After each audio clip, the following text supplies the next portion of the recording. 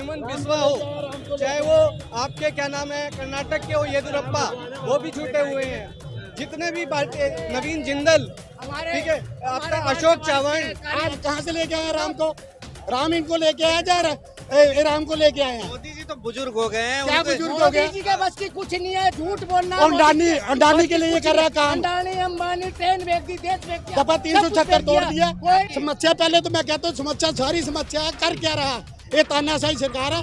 जो मीडिया क्यों समाचार ने दिखा रहे, जो पंजाब की ट्रेनें बंद है, जो उधर की जनता किसान बंगाल के अंदर भी 200 पार का नारा दिया था इन्होंने, कर्नाटक के अंदर भी नारा दिया था इन्होंने, तमाम राज्य में नारा दिया था। उन नारों का क्या हुआ? सीएम साहब का इंतजार कर रहे हैं, सीएम साहब के आते ही फिर धूम मचा देंगे।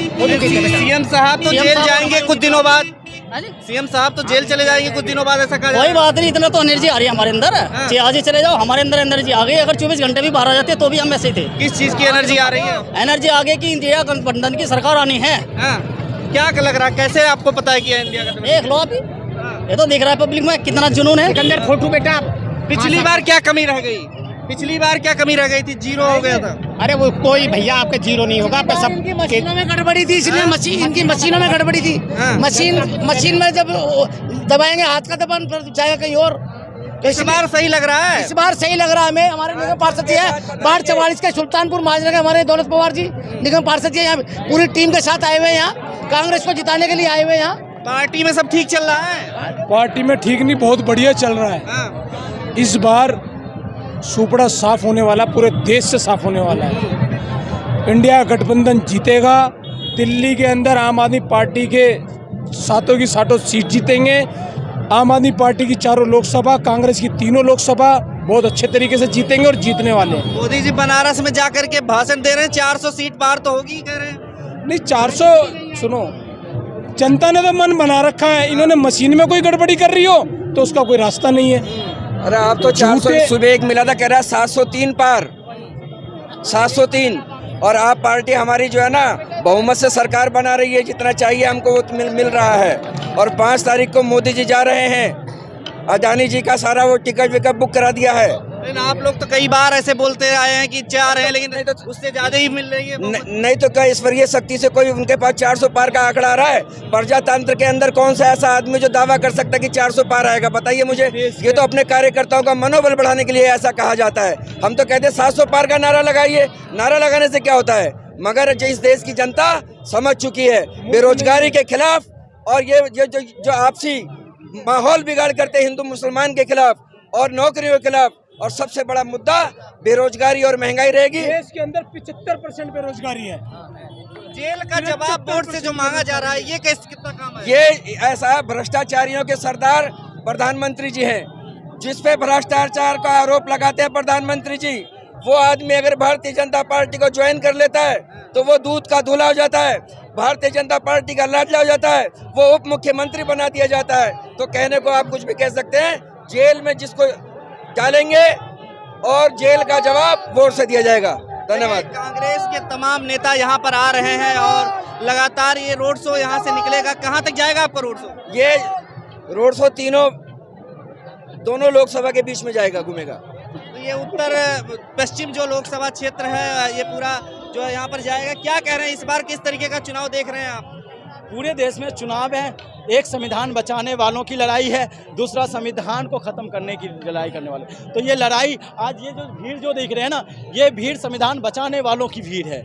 आज देश में जो संविधान को उखाड़ फेंकने का काम करेगा, देश की जनता उसको देश से उखाड़ फेंकने का काम भी हो रही है मोदी जी की। कौन सी? देखिए, एक होता है खरीदने की भीड़, धन के बल पर भीड़ खरीद होती है।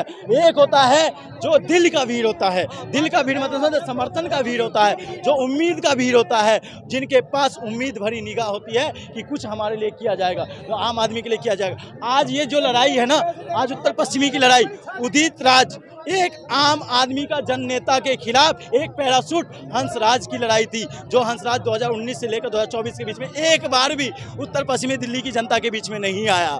उनके समस्या को लेकर जाती थी जनता, तो उनको वहां से भगाने का काम करती थी। आज वही लड़ाई उदित राज को टिक गई है। वो उदित राज जिसने ब्यूरोक्रेट रहते हुए भी दिल्ली की जनता और देश की जनता के लिए काम किया है, आम आदमी के लिए काम किया है। आपको पता होगा, मनरेगा के तौर पे मजबूत करने का काम अगर किसी ने किया है तो उदित राज की जिम्मेदारी सबसे बड़ी बनती है, जिसकी वजह से पूरा देश आज मनरेगा के नाम पर आज मजबूत है। उसमें बहुत बड़ी भूमिका थी उनका, और वही भूमिका आज उत्तर पश्चिमी दिल्ली की जनता के अंदर भी लग रहा है। मैं फिर कहना चाहता हूँ, उदित राज ने कांग्रेस और आम आदमी पार्टी दो विचारधारा एक साथ हो गए। दो विचारधारा एक साथ नहीं, एक विचारधारा एक झंडे के तले में आया। मैं कहना चाहता हूँ क्यों? कांग्रेस की राहुल गांधी का विजन भी कहता है कि हर घर रोजगार हो, आम आदमी पार्टी का केजरीवाल जी भी कहते हैं हर घर रोजगार हो, राहुल गांधी जी भी कहते हैं हर घर शिक्षित हो, अरविंद केजरीवाल जी भी कहते हैं कि हर घर शिक्षित होगा। राहुल गांधी जी भी कहते हैं देश की अर्थव्यवस्था मजबूत हो, आम आदमी पार्टी के केजरीवाल जी भी कहते हैं हर देश की और दिल्ली की अर्थव्यवस्था भी मजबूत होगा। आम आदमी पार्टी का केजरीवाल जी कहते हैं कि भाई और भाई मिलकर रहे, राहुल गांधी जी भी कहते हैं भाई और भाई मिलकर रहे। लेकिन दूसरी तरफ भारतीय जनता पार्टी क्या कहता है? हिंदू और मुस्लिम के नाम पर लड़ाने का काम करता है। दूसरी तरफ भारतीय जनता पार्टी क्या कहता है? पूंजीवादियों का समर्थन करता है, देश की आम आदमियों को शोषण करने का काम करता है। दूसरी तरफ भारतीय जनता पार्टी क्या करता है? नारी सशक्तिकरण के नाम पर नारी का शोषण करने वाले लोगों समर्थन करता है। तो यही लड़ाई है। दूसरी तरफ भारतीय जनता पार्टी क्या करता है? सदन के चुने हुए नेताओं को जेल में डालने का काम करता है, जो जनप्रतिनिधि जनता का जवाबदेही होता है। और इस लड़ाई है आज सत्ता को बचाने की, आज लड़ाई है सदन की गरिमा को बचाने की। आज लड़ाई इसलिए बन जाती है, आज हमारे देश का लोकतंत्र विश्व का सबसे बड़ा लोकतंत्र है, और विश्व के सबसे बड़ा लोकतंत्र में अगर दूसरा देश हस्तक्षेप कर रहा है तो इस बड़ी शर्मिंदगी हमारे देश के संविधान, लोकतंत्र और बाबा साहब का अपमान है। और इस अपमान को देश की जनता और दिल्ली की जनता सहन नहीं करेगा सहन। जो हमेशा पार जो कही जा रही है बात, वो किस लिए कही जा रही है? उनको पता है जिस तरह से भारतीय जनता पार्टी ने देश की पूरी अर्थव्यवस्था को खोखला कर दिया है, उसी तरह से ये अपने वादे को खोखला साबित होती रहती है।